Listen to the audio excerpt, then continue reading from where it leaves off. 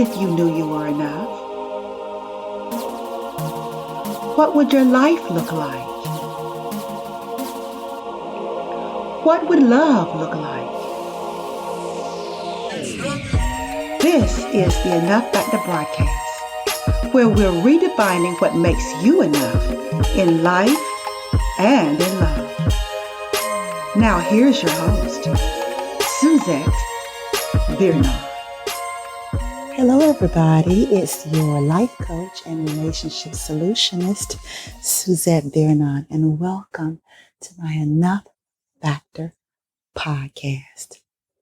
Each week, it is my pleasure and privilege to just talk to you about what really matters, and that is your enoughness. There are 3 critical factors, and they are voice, value, and vision. And so each week, I delve deeply into those shark-infested waters. I decided to listen to Will Smith's acceptance speech at the Oscars. I didn't want to listen to sound bites and excerpts. But there's one thing that Will said in his speech when it comes to love, where we need to really dive more deeply into the behaviors that we attribute to love. Specifically, where Will says, love will make you do crazy things. That was the part of it I couldn't shake. That on social media and even certain celebrities looked at his actions as fiercely loving. What's love got to do with this? I want to challenge or at least cause you to think about your definition for love. What's love got to do with this? There is a disconnect for me between wanting to be a vessel of love and loving people and you walking on stage and slapping another person. So what's the real truth for your intense reaction? What was really prompting that? And that's what I want to talk about, because how you perceive threat determines your behavior. If you perceive romantic involvement with men as a threat when there is no threat, it's a problem. The focus has to be what's at the root of you feeling threatened. And usually what's at the root of it is where the intensity comes from. It's where the fear, the suspicion comes from. That's what's being triggered and eliciting such an intense reaction from you. Even though you may not be walking across the stage and slapping a person, you are slapping your chances at love. You are sabotaging yourself. After a 9-month relationship ended and I allowed myself time to just simply grieve the loss. I didn't talk about it to anybody. I didn't tell anybody. I didn't change my status on Facebook. I didn't do any of that. I just gave myself time. And in those solitary moments, deeper understanding and truth came up for me. There were some behaviors that I demonstrated that I felt like would not serve me in the next relationship. I was honorable to myself during that relationship. So I did not leave that relationship feeling like I had lost myself. But neither did I want to be in a relationship where I felt like I had to constantly defend the me that I loved, right? I had to look at who I wanted to be in a relationship, because if I did not want to be in one where I had to constantly defend myself, then I had to become so comfortable in me that I did not manifest relationships where I had to defend myself. I didn't want it to be the new cycle that I go from dating unavailable men to now I'm dating men that I always have to defend myself with. No, I saw that one coming and I said, no, so let me intervene. And I got some relationship coaching, and I described that there were some things about me that I did not want to carry over. And one of those things was being prone to jump to conclusions. Even in the ones where I did not jump to conclusion, I still did not like that anger that would rise up inside of me that would say, if this is what you think and that is what you think, then you can get out. That finger wave, neck roll. I didn't like that energy. Yes, we all feel intense emotion when we get triggered. But something about that energy inside of me felt wrong. That's the difference. There's a difference between anger and rage. You may not slap the person, but you know when that energy comes up inside of you. And usually afterward, you don't feel good about it because you realize the explosion didn't fit the crime. So how do we stop this scenario from playing out? How do we stop the cognitive distortion called misattribution? Well, let me first define for you what misattribution is. It is jumping to a conclusion, right? Mind reading. Something inside of you assumes that you know the person's real motive. And you focus on a single thing and build a case around it without checking out your assumption.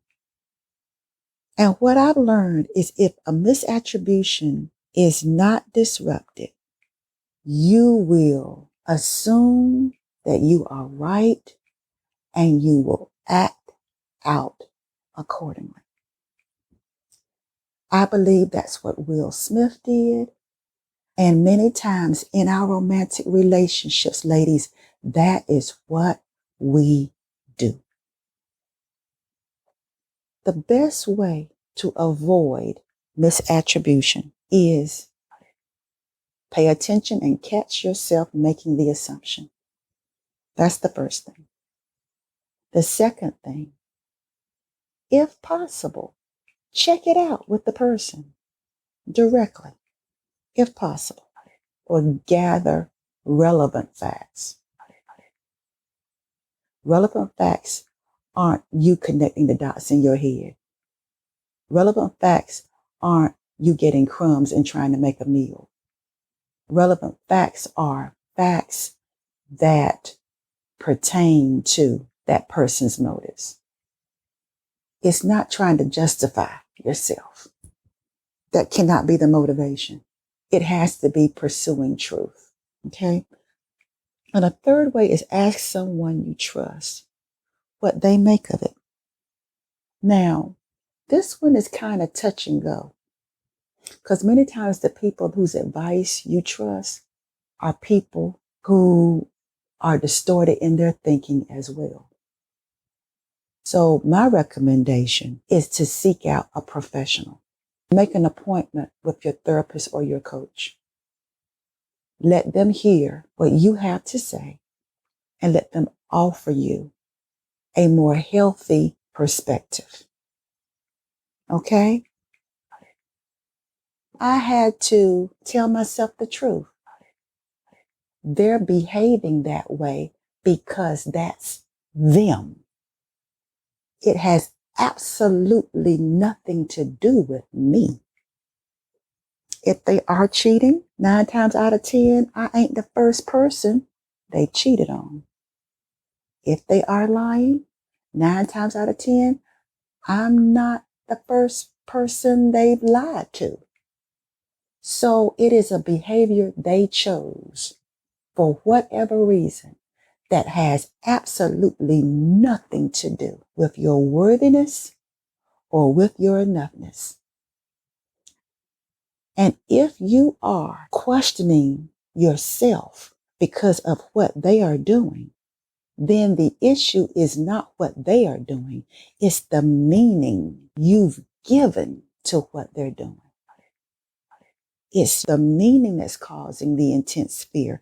It's the meaning that's causing the anger. It's the meaning that's causing the rage. And if you deconstruct the meaning, what they're doing is really of no consequence to how you feel about yourself. So you have to ask yourself, what is the threat to your safety, to your value? What is the threat? And how can you regain your sense of worthiness, of well-being, of safety, and power in a healthy way? How can you resolve the real threat that got triggered by what your man said, by what your man did? Why is his behavior confusing you? What's at the root of it for you? I had to shift my focus from figuring him out and putting it where it needed to be, figuring me out.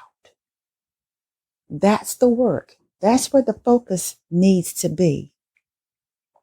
Because if you don't make you the focus, you will never detach from what somebody else says or does. And it will only perpetuate a cycle of you overreacting.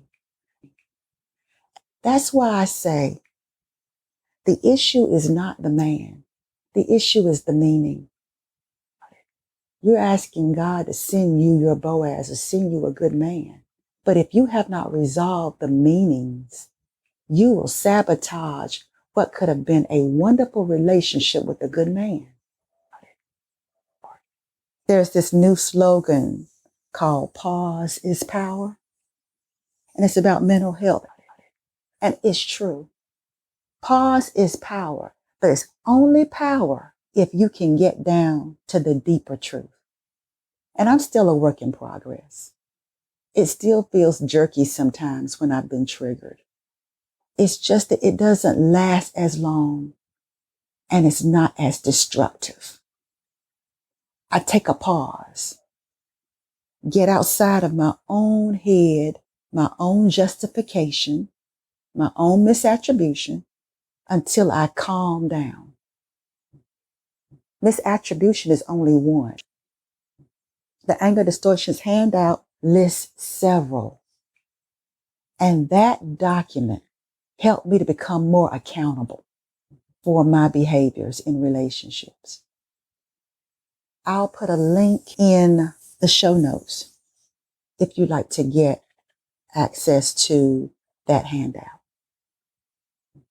Now, I could not do it on my own. I needed help. I needed coaching to help keep me accountable so that I could unlearn certain ways of thinking and replace those with healthy ways of thinking.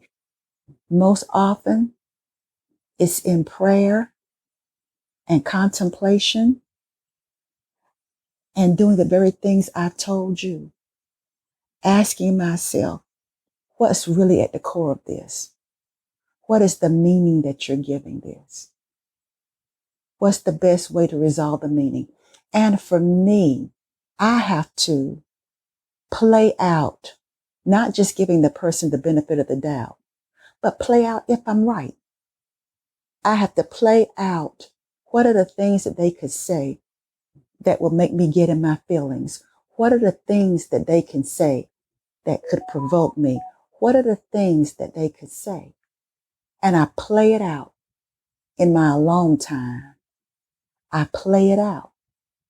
And I say, God, I need you to help me because I need to work my way through any of these responses, work my way through, deconstruct the meaning on each of these possible ways that the person could react, respond. And I need you to help me to be able to work my way through that so that when I talk to them, nothing in me wants to retaliate. That's my process of disconnecting from the meaning and replacing it with a more empowered meaning. And it takes time for me to work that thorn out of my flesh, work that thorn out of my cognition, work that thorn out to the point that is of no consequence how it turns out. You look at this as a moment that you will walk away from feeling more empowered and more in love with the person you're becoming. That is the focus. At the end of this, will you be proud of yourself? And if you are like, well, Suzette, that is fine, but when it comes to men, girl, I can't do it. I don't know if I can do that on my own. My history says I really can't, and I really need help deconstructing the meaning and replacing it with something healthy. I need help. Then reach out. That's it. And until next time, I want you to remember that you are worthy. You are worth it. You are more than enough. Bye now. You have just listened to the Enough Factor podcast with your host, Suzette Vernon. To get notified of new episodes or to dig deeper into today's topic, become a subscriber. And while you're at it, tell us how we're doing and what topics you're interested in. We appreciate your feedback and your reviews. Until next time, remember, you are worthy, you are worth it, you are enough.